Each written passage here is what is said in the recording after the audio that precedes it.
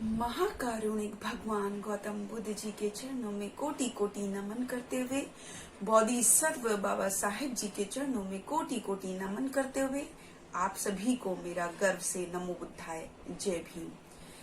साथियों, हम बात कर रहे हैं बुद्ध और उनके धम्म की। तो आज जो हम बात करेंगे वो करेंगे दूसरे खंड का 5वां भाग आज हम स्टार्ट करेंगे। और धम्म दीक्षा दोबारा आरंभ करने के लिए संगठित कार्य। तो आज जो हमारा विषय रहेगा वो रहेगा देहाती ब्राह्मणों की पवज्जा। तो मैं आपको बताना चाहूंगी कि जब कपिलवस्तु से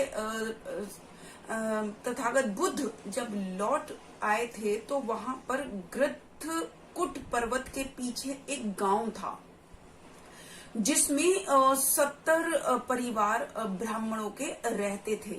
तो तथागत बुद्ध ने विचार किया कि उनको जो है धम्म की दीक्षा दी जाए, और इसी उद्देश्य से वो उनके गांव में पहुंचे और एक वृक्ष के नीचे तथागत बुद्ध बैठ गए।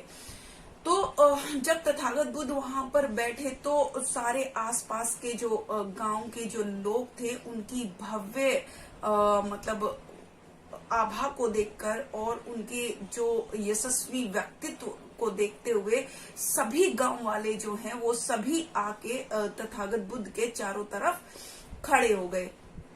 तो जब वो आके खड़े हो गए तो तथागत बुद्ध ने उनसे कहा कि आप या इस गांव में कब से रह रहे हैं और आपका पेशा का क्या है, ऐसा तथागत बुद्ध ने पूछा। तो उन ब्राह्मणों ने बताया कि वो 30 पीढ़ियों से इस गांव में रहते हैं, उनकी 30 पीढ़ियां इस गांव में रहते हुए जो है बीत गई है, और उनका जो पेशा है वो है पशुपालन का। तो तथागत बुद्ध ने आगे उनकी धार्मिक विचारधाराओं को या धार्मिक विश्वासों को जानने के लिए पूछा। तो उन्होंने बताया कि ऋतु भेद के अनुसार हम लोग जो है चंद्रमा, सूर्य, वरुण और अग्नि देवता की पूजा करते हैं।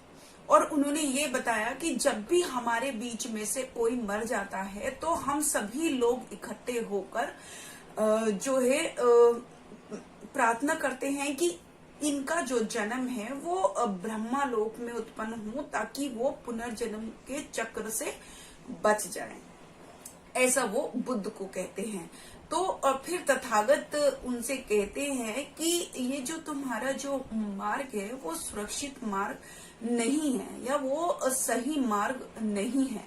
आप मेरे सत्य के मार्ग का जो है अनुकरण करो, तभी आप पूर्ण मतलब संयत होकर इसका अभ्यास करो तो आप जो है सब धर्म का पालन कर सकते हो, यानी कि आप सत्य का पालन कर सकते हो।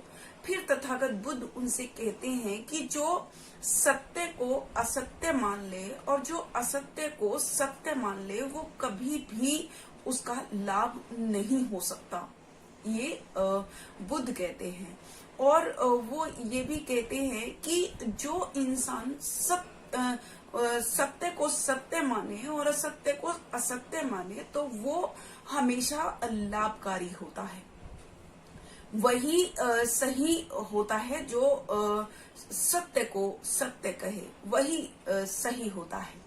तो ऐसा उन्होंने कहा। और आगे उन्होंने कहा कि जो आप जो जन्म और मरण तो क्योंकि सभी का होना है, यानी कि मृत्यु जो है वो अवश्य ही आएगी, और मृत्यु का पुनर्जन्म के अगर कोई बंधन से मुक्त हो जाता है तो वो जो है वही सद्धम कहलाता है या वही व्यक्ति सही कहलाता है, जो इन सारी चीजों से जो पुनर्जन्म है या मृत्यु है या क्योंकि मृत्यु तो सभी को आनी है।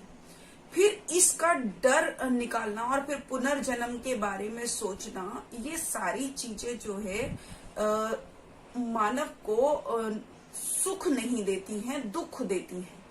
तो इस दुख से आप बाहर निकल जाइए, और अगर आप सत्य को सत्य मानेंगे तो ही मतलब आप सद व्यक्ति कहलाएंगे या सद धर्म का आप पालन करेंगे, ऐसा बुद्ध कहते हैं।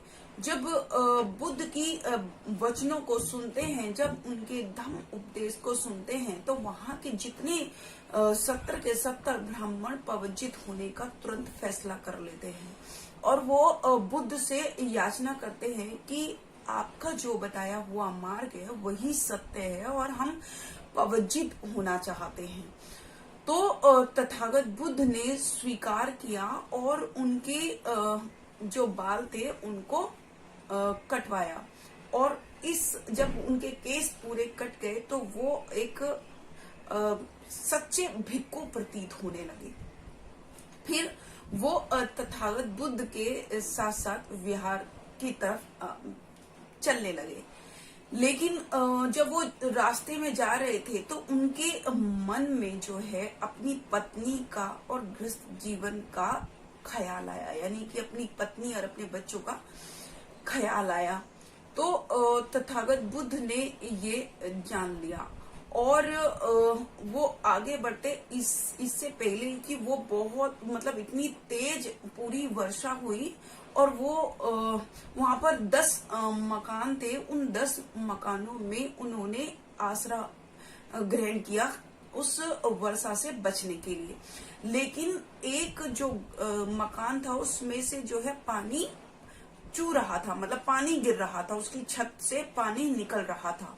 तो वहां पर वर्षा से बचने के लिए बहुत मुश्किल मतलब हो रहा था, क्योंकि वहां बच नहीं पा रहे थे, क्योंकि लगातार वहां से पानी गिर रहा था। तो तथागत इस दृश्य को कहते हैं, देखकर कहते हैं कि जैसे इस छत को ठीक से नहीं मतलब नहीं छाया गया है या थापा गया है, और इसके अंदर से पानी अंदर आ रहा है, ठीक उसी प्रकार से अगर हमने अपने चित्त को संयत नहीं किया या हमने अपने चित्त को एकाग्र नहीं किया, तो उसमें कामना जो कामना है, काम भोग है, यानी इच्छाएं हैं, वो जो है संकल्पों के बीच में से मार्ग निकालते हुए वो चित्त के अंदर घुस जाती है। और अगर छत को ठीक से थापा गया है या छत को ठीक से बनाया गया है, तो उसमें से वर्षा नहीं आएगी, यानी कि उसमें से वो बिल्कुल सही रहेगी, और आप उस वर्षा से भीग भी नहीं सकते। वो आपका वर्षा आपका कुछ नहीं बिगाड़ सकती। ठीक उसी प्रकार से अगर हमने अपने चित्त को संयत कर लिया है, या अगर हमने अपने चित्त को एकाग्र कर लिया है, तो उसमें किसी भी तरीके की काम वासना आपके अंदर प्रवेश नहीं करेगी, और ना ही आपका कुछ बिगाड़ पाएगी। अब ये जो वचन थे, ये सुनकर वो ब्राह्मण अपने मतलब बात करने लगे कि तथागत बुद्ध के धम्म में जो है इच्छाएं करना निंदनीय है, यानी कि काम वासना की इच्छाएं या परिवार की इच्छाएं, जो भी इच्छाएं आपके मन में अगर आ रही हैं तो वो निंदनीय है। लेकिन फिर भी वो अपने मन को, अपने चित्त को मतलब उससे मुक्त नहीं कर पाते हैं, लेकिन तथागत बुद्ध के साथ साथ चलते हैं। जब वो वर्षा बंद हो जाती है और जब वो जा रहे होते हैं, तो जब चलते हैं तो रास्ते में उनको बहुत गंध वाली चीज, मतलब बुरी विषैली चीज मिली, जिसके ऊपर तथागत बुद्ध ने ध्यान केंद्रित किया, उनका ध्यान भी आकर्षित कराया कि कितनी दुर्गंध इसमें से आ रही है। फिर आगे चले तो एक सुगंध वाली चीज भी आ रही थी, तो एक सुगंध वाली चीज की तरफ भी बुद्ध ने अपना ध्यान मतलब आकर्षित किया, और उनका ध्यान भी, ब्राह्मणों का ध्यान भी आकर्षित किया। फिर बुद्ध कहते हैं कि जिस तरीके से एक दुर्गंध वाली, दुसैली चीजों में या दुर्गुण वाली चीजों में, या अगर हम उनके संपर्क में आते हैं और उनको ग्रहण कर लेते हैं तो हम पूरे ही मतलब दुसैले हो जाते हैं, हम पूरे ही दुर्गंध वाले हो जाते हैं। लेकिन अगर हम बुद्धिमानों के संपर्क में आते हैं, अगर हम बुद्धिमान लोगों के संपर्क में आते हैं तो हम उन्हीं की भांति बुद्धिमान हो जाते हैं, यानी कि हम सुगंधित हो जाते हैं।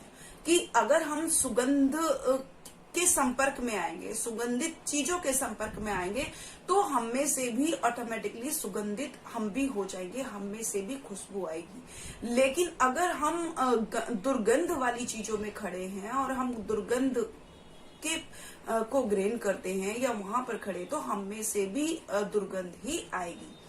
तो अगर हम बुरे लोगों के संपर्क में आते हैं तो हम बुरे बनते हैं, लेकिन अगर हम बुद्धिमानों के संपर्क में आते हैं तो हम बुद्धिमान बनते हैं। तो ऐसा बुद्ध कहते हैं। फिर जो ब्राह्मण थे, जो पविजित हो चुके थे, उनको सारी बातों का सार जो है समझ में आता है और वो उसका अभ्यास करते हैं और तथागत बुद्ध के व्यवहार में उसका पूर्ण नित संयम से उसका अभ्यास करते हुए वो अरहत बन जाते हैं। तो इस तरीके से तथागत बुद्ध ने उन देहाती ब्राह्मणों को पविजित किया और वही पविजित उनके मन में से ही सारी मतलब जो उनके मन में जो बुरी चीजें आ रही थी या आकांक्षा आ रही थी, वो सारी चीजें बाहर निकल गई। बुद्ध के धम्म उपदेश से, उनके तर्क से, उनके सत्य को उन्होंने जान लिया था और वो अरहत हो गए थे। तो इसी चैप्टर में हम एक और विषय पर बात करेंगे कि उत्तरावती के ब्राह्मणों को धम्म दीक्षा। तो एक बार महाकारुणिक सम्यक संबुद्ध जो है सावस्ती के जैतवन में विहार कर रहे थे और लोगों के कल्याण के लिए धम्म दीक्षा दे रहे थे। तो सावस्ती के ही पूर्व दिशा में जो है एक नगर था जिसका नाम था उत्तरावती। उसमें 500 ब्राह्मण रहते थे। वो 500 ब्राह्मणों को पता चला कि जैतवन में तथागत बुद्ध जो है आए हुए हैं, जो कि बहुत ही कारुणिक हैं और सम्यक संबुद्ध हैं। तो उन्होंने उनसे मिलने का निश्चय किया और वो जैतवन पहुंच गए और तथागत बुद्ध को अपने आने का कारण बताया। तो और याचना की कि वो भी उनको धम्म उपदेश दे। तो तथागत बुद्ध ने ये उनकी याचना को स्वीकार किया और उनको धम्म उपदेश देना स्वीकार कर लिया। तो तथागत बुद्ध कहते हैं कि कोई भी व्यक्ति, चाहे वो नंग रहता हो, चाहे वो पत्तों से अपने शरीर को ढकता हो, चाहे वो धूल में रमा हुआ हो, चाहे वो पत्थर पे सोता हो, चाहे वो एक टाइम का खाना खाता हो, लेकिन अगर उसके विचार अगर अकुशल हैं, अगर उसके मन में बुरी प्रवृत्तियां हैं, तो उन सब का कोई लाभ नहीं होगा, ऐसा तथागत बुद्ध कहते हैं। और फिर वो आगे कहते हैं कि अगर कोई जो व्यक्ति है जो कुशल कार्य कर रहा है, जैसे कोई जो है हत्या नहीं कर रहा, कोई बहुत ही प्यार से रहता है, जिसके मन में सबके प्रति करुणा भावना है, जो सभी के प्रति दया का भाव रखता है, जो अग्नि से भी किसी को नुकसान नहीं पहुंचाता, तो ऐसा जो व्यक्ति होता है वो चाहे कुछ भी ना करे, लेकिन फिर भी वो सत्पुरुष ही कहलाएगा। फिर आगे जो है बुद्ध कहते हैं कि कोई भी व्यक्ति जो शांति पाने के लिए यज्ञ कर रहा है, बलि दे रहा है, वन देवताओं को बलि चढ़ा रहा है और परलोक के मतलब उससे परलोक के लाभ से या उसकी इच्छा से कोई भी व्यक्ति दूसरे को नुकसान पहुंचा रहा है तो भी उसको शांति प्राप्त नहीं हो सकती। लेकिन अगर वो ये सब करते हुए भी, लेकिन अगर कोई वो सत पुरुष के उसमें आता है, संरक्षण में आता है, या उसके अराउंड मतलब आता है, तो वो इन सारे कर्म कांडों को करने से भी ज्यादा लाभ वो सत्पुरुष के संरक्षण में आने से प्राप्त करता है। वो इन सारी चीजों से उसको कोई लाभ नहीं होता, ना ही उसको बलि चढ़ाने से शांति मिल सकती है। क्योंकि अगर हम किसी को नुकसान पहुंचा कर शांति की इच्छा रखते हैं, शांति पाने की इच्छा रखते हैं, तो हमको कोई शांति नहीं मिलेगी।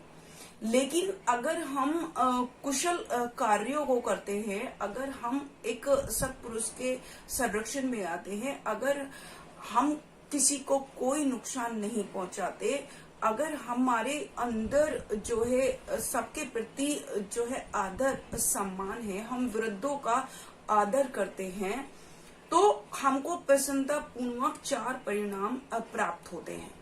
जैसे 4 परिणाम प्रसन्नता पूर्वक 4 परिणाम जो है वो कौन कौन से?